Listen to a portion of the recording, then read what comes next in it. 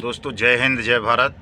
मैं मदन लाल आज़ाद, संस्थापक संयोजक ठगी पीड़ित जमाकर्ता परिवार और all India bike board taxi union, आज दिनांक 2 जुलाई 2023 को आपके समक्ष प्रस्तुत हूँ।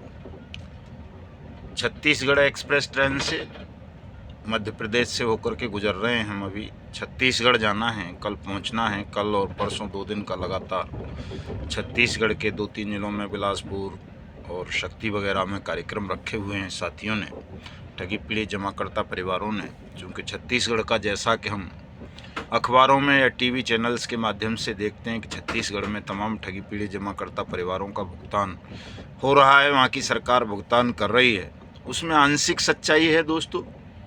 संपूर्ण भुगतान छत्तीसगढ़ में भी पिछले लगभग 5 सालों में भूपेश बघेल साहब की सरकार कर नहीं पाई है।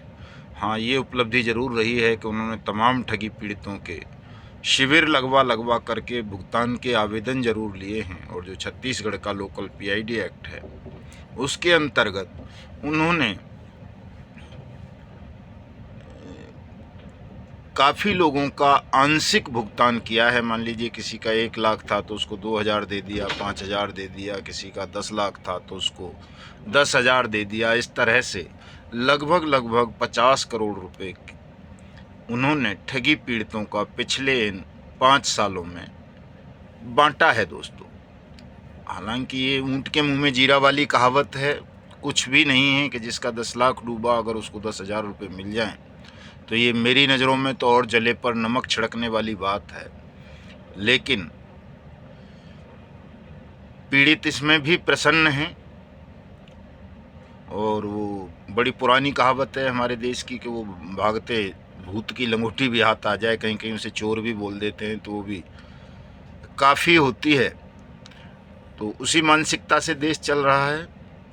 हालांकि छत्तीसगढ़ के साथी कोशिश करते, प्रयास करते तो उनका 100% भुगतान हो सकता था।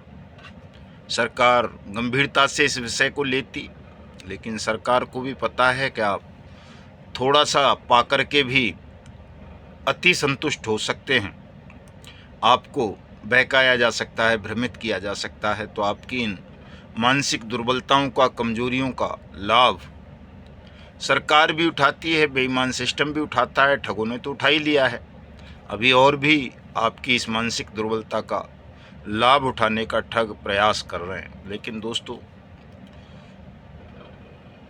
3 उदाहरण हिंदुस्तान में ऐसे हैं। पहला उदाहरण वेस्ट बंगाल की चीफ मिनिस्टर ममता बनर्जी का, कि उन्होंने शारदा स्कैम के पीड़ितों का भुगतान करने के लिए सिगरेट पे और मदिरा पे 10% टैक्स एडिशनल लगा दिया। 500 करोड़ रुपए का एक कोष बनाया और वो पैसा शारदा स्कैम के पीड़ितों को वितरित किया। पूरा भुगतान नहीं किया, लेकिन थोड़ा थोड़ा भुगतान वहाँ भी बहुत सारे लोगों का उन्होंने उस कोष से किया। यही छत्तीसगढ़ की भूपेश बघेल सरकार ने किया। सारा भुगतान यहाँ भी नहीं हुआ, लेकिन उन्होंने भी भुगतान किया आंशिक रूप से।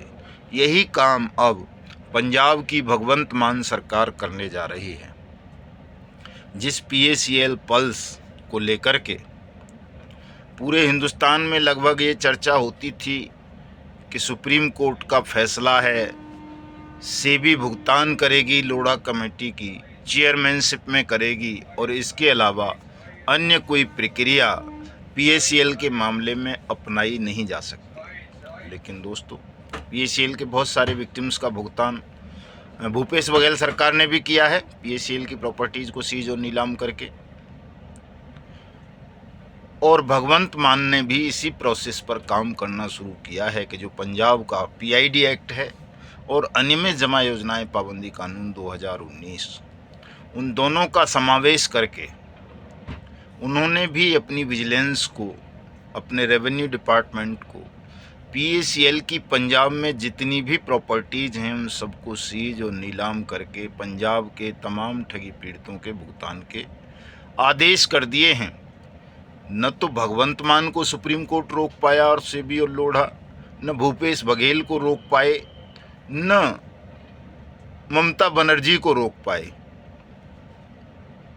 मेरा कहने का आशय ये है दोस्तों कि जो आपके मन मस्तिष्क में ये गलतफहमी ठगों ने घुसा दी थी कि पीएसीएल के पीड़ितों का पैसा केवल सेबी से वापस होगा या लोढ़ा कमेटी से वापस होगा, उसके मामले में कोई सरकार या कोई कुछ कर नहीं सकता।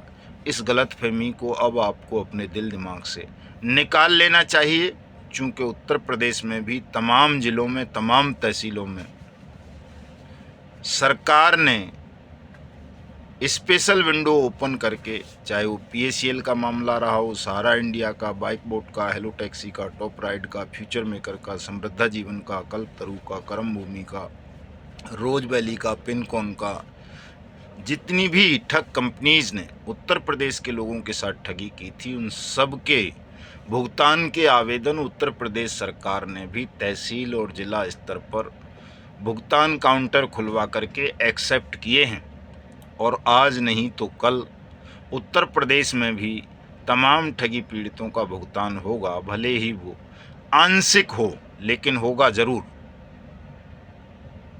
सहारा इंडिया के मामले में भी उत्तराखंड सरकार ये प्रयास करने जा रही थी, बिहार सरकार ये प्रयास करने जा रही थी, यूपी सरकार भी ये प्रयास करना चाहती थी, लेकिन उत्तर प्रदेश सरकार के टॉप क्लास के मुख्यमंत्री कार्यालय स्तर के लोगों का ये कहना है कि ऊपर से उनको लगाम कसी जाती है कि सुब्रत राय सहारा के, सहारा इंडिया परिवार के खिलाफ राज्य सरकार कोई एक्शन ना ले, इसलिए विवश है स्टेट गवर्नमेंट।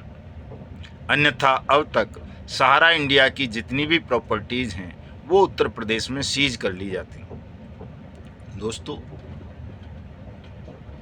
आपको जनमत पैदा करना होगा, सबको संगठित होना पड़ेगा, और यदि आप ये करने में सफल हुए, संगठित हो गए, जनमत आपने पैदा कर लिया, तो निश्चित रूप से यही सरकारें होंगी जो आज भगवंत मान कर रहे हैं। छत्तीसगढ़ के मुख्यमंत्री भूपेश बघेल ने किया है, ममता बनर्जी ने किया, उत्तर प्रदेश के मुख्यमंत्री आदित्यनाथ योगी कर रहे हैं।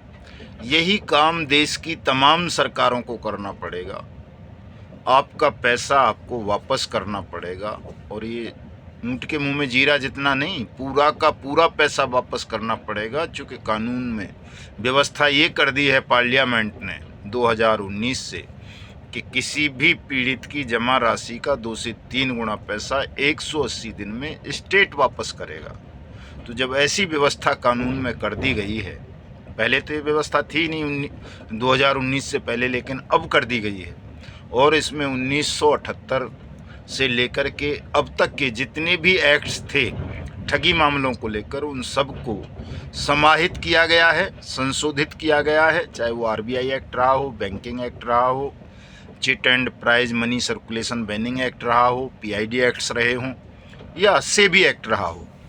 आप पढ़ेंगे ठीक से the banning of unregulated deposit schemes act 2019 को, तो आपको ये तमाम चीज़ें उसमें मिल जाएंगी। लेकिन दुर्भाग्य यह है कि आप लोग पढ़ना नहीं चाहते हैं। आप लोग बिना लड़े, घरों में बैठे हुए, बिना किसी कानूनी कार्रवाई के अपना पैसा वापस ले लेना चाहते हैं, जो दोस्तों संभव नहीं है। सबको लड़ना होगा, तभी आप सबका पैसा वापस मिल सकता है।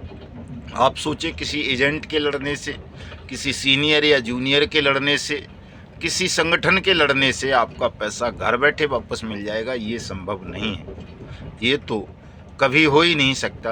प्रत्येक ठगी पीड़ित जमाकर्ता परिवार को अपने अपने भुगतान का आवेदन स्वयं अपने अपने ज़िले के सक्षम अधिकारी के यहाँ करना होगा, तभी आपका पैसा वापस होगा। तो इसलिए उदासीनता के भाव को त्यागें। तमाम जमाकर्ता परिवार अपने अपने भुगतान का आवेदन करें। जा नहीं सकते तो रजिस्टर डाक या स्पीड पोस्ट से अपने जिला कलेक्टर के नाम अपने भुगतान का आवेदन जरूर भेज दें। जिला कलेक्टर की ये ड्यूटी है कि वो आपके भुगतान के आवेदन को लेकर प्राप्त होते ही उसे संबंधित सक्षम अधिकारी या सहायक सक्षम अधिकारी को रेफ़र करेगा, वहाँ भेजेगा। वहाँ सुनवाई होगी, आपको बुलाया जाएगा, आपकी गवाही होगी। दूसरी पार्टी को जिस पे भी आपने आरोप लगाया है कि इस कंपनी ने या क्रेडिट कोऑपरेटिव सोसाइटी ने आपका पैसा हड़पा है, उसको बुलाया जाएगा, उसको निर्देशित किया जाएगा।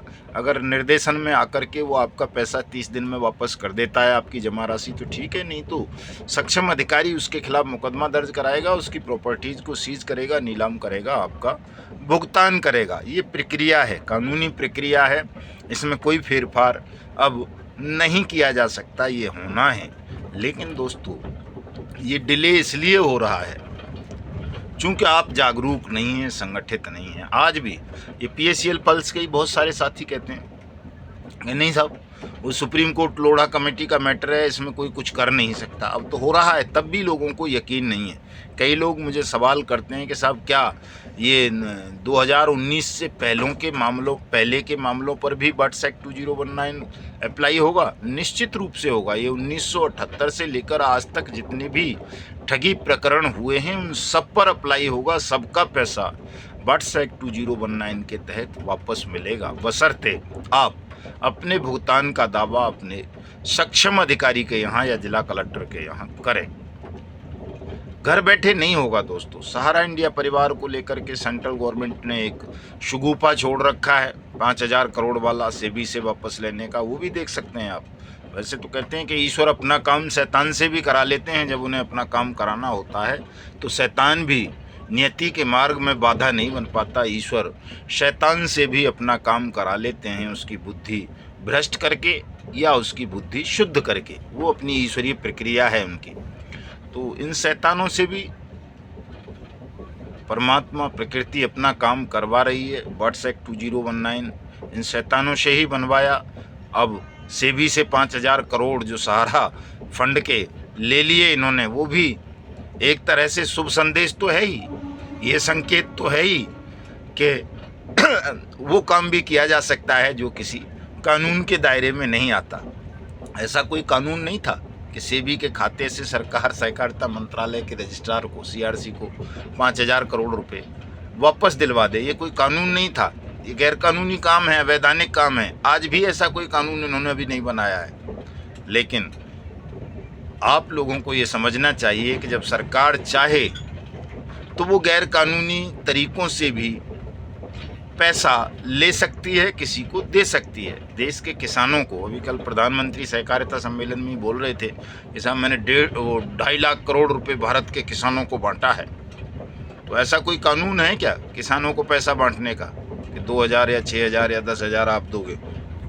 ऐसा कोई कानून नहीं है। कर्जे माफ़ी का कोई कानून नहीं है कि आप उद्योगपतियों का लोन माफ़ कर दोगे। लेकिन आप कर देते हैं, चूँकि उससे आपको वोट का लाभ होता है, उससे आपकी सत्ता मजबूत होती है, नागरिक समाज गलतफहमियों का शिकार होता है, तो उस काम को आप कर लेते हैं चूँकि वहाँ आपको वोट का लाभ होता है। अब हिंदुस्तान में 42 करोड़ ठगी पीड़ित जमा करता परिवार हैं। आप भी अगर एकजुट हो जाएं तो आपसे बड़ा वोटर समूह तो हिंदुस्तान में कोई दूसरा है ही नहीं। आप तो हिंदू भी हैं, मुसलमान भी हैं, भंगी भी हैं, मुल्ला भी हैं, पंडित भी हैं, ठाकुर भी हैं, लटर पटर, OBC, BC, TC, TC, मतलब हर तरह के लोग हैं। काले भी हैं, गोरे भी हैं, दक्षिण भारतीय भी हैं, उत्तर भारतीय भी हैं, पश्चिमोत्तर भारत के भी हैं, नॉर्थ इंडिया के लोग भी हैं। आप में तो सब तरह के लोग हैं। मतलब पूरी तरह से ये कहा जा सकता है कि पूरा हिंदुस्तान ठगों ने ठगा है। और 42 करोड़ से ज़्यादा समूह न किसी धर्म वालों का है, न किसी जाति वालों का है, न किसी वर्ण या वर्ग या भाषा या क्षेत्र वालों का है। तो आप तो ये कह सकते हो कि पूरा हिंदुस्तान हो। और 42 करोड़ लोगों की पीड़ा की अनदेखी अगर आज मोदी सरकार या किसी राज्य की सरकार कर पा रही है तो वो केवल इसलिए कर पा रही है चूँकि आप एकजुट नहीं हैं, एक मत होकर अपनी पीड़ा को सामूहिक स्वर नहीं दे पा रहे हो। लोग आपको बहका लेते हैं, डरा लेते हैं, धमका लेते हैं, और आपकी क्या चले। मेरे जैसे व्यक्ति को डराने धमकाने का प्रयास किया जाता है, जबकि मैं बार बार कहता हूँ, अरे मूर्ख हो, मैं सत्य के मार्ग पर हूँ, मुझे डराया धमकाया मारा नहीं जा सकता। ध्यान रखो इन बातों का। मैं तो उस मार्ग पर चल रहा हूँ कि जिस मार्ग पर चलकर कमज़ोर से कमज़ोर, निकम्मे से निकम्मा आदमी भी जीत जाता है, उसको कोई हरा नहीं पाता। मैं तो ना निकम्मा हूँ ना कमज़ोर हूँ, ना अनपढ़ हूँ, न एकदम साधन विहीन हूँ। आज के दौर में, आज के युग में, जिस युग में मैं इस लड़ाई को लड़ रहा हूँ, तो हमारे पास हमारे पूर्व क्रांतिकारी साथियों से ज़्यादा संसाधन उपलब्ध हैं, ज़्यादा ज्ञान उपलब्ध है, संघर्ष की जिजीविसा उनसे ज़्यादा है। 1 मिनट में मतलब हम तो बंगाल के आदमी से बात कर सकते हैं, कश्मीर के से कर सकते हैं, अमेरिका वाले से कर सकते हैं, रसिया वाले से कर सकते हैं। हमारे पास तो संचार के, परिवहन के इतने साधन उपलब्ध हैं कि जो काम 100-200 साल में जाकर के लोग कर पाते थे, वो काम यहाँ पलक झपकते अब हो जाता है।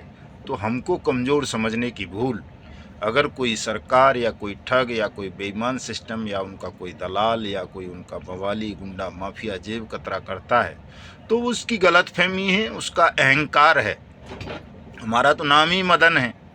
मदन का मतलब ही ये होता है कि ना स्वयं में अहंकार करते हैं, न किसी का अहंकार रहने देते हैं। सबका जो ये बुरे लोग हैं, ठग हैं, बेईमान हैं, जिनको ये अहंकार हो गया है कि वो हिंदुस्तान को दबा सकते हैं, हिंदुस्तान को लूट सकते हैं, हिंदुस्तान के लोगों पर जुल्म कर सकते हैं, उनके इस अहंकार का सर्वनाश करने के लिए, देश की ठग, बेईमान और अपराधी सिस्टम का अंत सुनिश्चित करने के लिए हमें स्वयं परमात्मा ने इस काम के लिए चुना है। इसीलिए हमारे संगठन का नाम भी शॉर्ट में तप जप बन गया है, जो संसार की उत्पत्ति का कारण रहा है। ये सब हमें नहीं पता था कि ये क्या बन जाएगा। हम तो ठगी पीढ़ी जमा करता परिवार नाम रखा था, लेकिन संक्षिप्त में उसका नाम तप जप बन जाएगा। हम मिशन भुगतान भारत यात्रा कार्यक्रम आरंभ करेंगे। ये तमाम चीज़ें हमको नहीं पता थीं।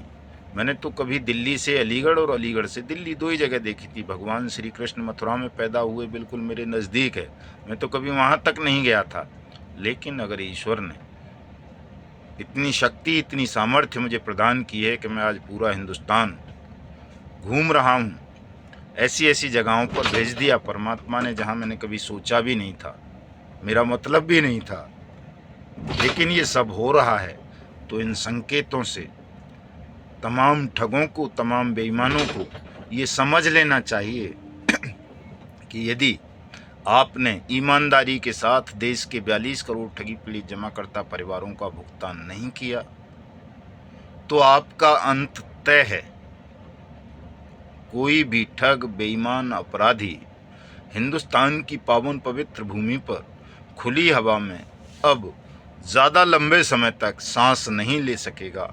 आपको सबको देश के 42 करोड़ ठगी पीड़ित जमाकर्ता परिवारों का भुगतान करना होगा। और यदि आपने भुगतान नहीं किया तो निश्चित रूप से आप सबका अस्तित्व समाप्त हो जाएगा। और ये विराट रूप हम समूचे देश को 31 जुलाई 2023 को शहीद आजम ऊधम सिंह जी के शहादत दिवस पर नई दिल्ली के रामलीला मैदान में आपको दिखाएंगे। उस दिन पूरा देश देखेगा, ये तमाम अहंकारी देखेंगे, ठग, बेईमान, सबको देखना पड़ेगा। उस दिन सबको दिखाएंगे कि देखो, हिंदुस्तान के 42 करोड़ ठगी पीड़ित जमाकर्ता परिवारों का विराट रूप देखो। और अगर इस विराट रूप को देखने के पश्चात भी तुमने 2 अक्टूबर 2023 से पहले सबकी ठगी हुई रकम 2 से 3 गुना तक वापस नहीं की, यानी में जमा योजनाएं पाबंदी कानून 2019 का क्रियान्वयन सुनिश्चित नहीं किया, तो फिर तुम्हारा अंत तय है।